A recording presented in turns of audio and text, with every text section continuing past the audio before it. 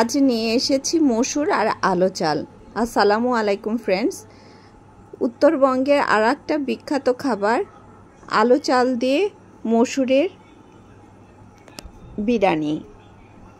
তো এই মসুর বিরিয়ানিটা করার জন্য আমি এখানটায় মসুর নিয়েছি।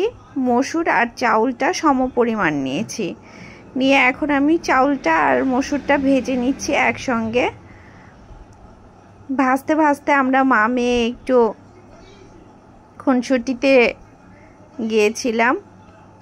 তো মানে বেশি করে ভাজা যাবে না, একটু অল্প পরিমাণে ভেজে নিচ্ছি। আর এইদিকে দেখেন ময়না আমার মজা পাচ্ছে, অনেক দিন পরে সে ছাদে উঠেছে, সে ছাদে দৌড়াদৌড়ি করছে।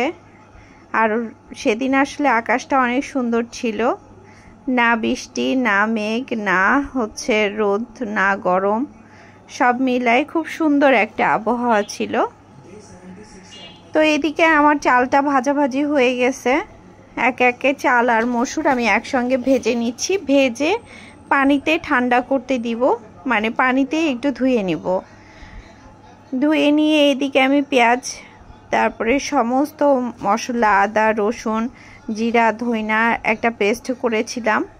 এখন আমি পেঁয়াজটা দিয়ে নিচ্ছি, পেঁয়াজটা ভেজে নিব।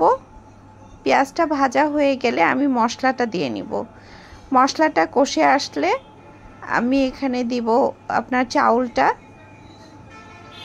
চাউলটা আর একটু কষাই নিয়ে আমি পরিমাণ মতো পানি দিয়ে নিব। পানি দিয়ে বলক চলে আসলে হয়ে যাবে আমার মসুর বিরিয়ানি, মানে মসুর আর আলু চালের বিরিয়ানি। এই খাবারটা কিন্তু অনেক উত্তরবঙ্গের জনপ্রিয় একটা খাবার। এই মসুরের আর একটা রেসিপি আমি আপনাদের সাথে শেয়ার করব।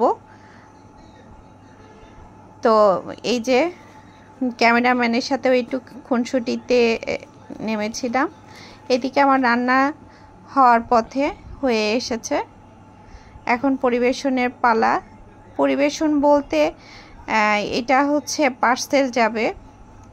আমার খুব ভালোবাসার একজন মানুষ, যাকে আমি অনেক ভালোবাসি, না খেয়ে তার জন্যই আগে পার্সেল করছি, তার কাছে পাঠাবো, তারপরে নিজে খাবো। তো রান্না মোটামুটি ভালোই হয়েছিল। এটা আমরা হাঁসের মাংসর সাথে খেয়েছি। তো এই ছিল আজকের ভিডিওতে। তো ভিডিও ভালো লাগলে অবশ্যই লাইক কমেন্ট শেয়ার করবেন। ধন্যবাদ, ভালো থাকবেন, সুস্থ থাকবেন, আল্লাহ হাফেজ।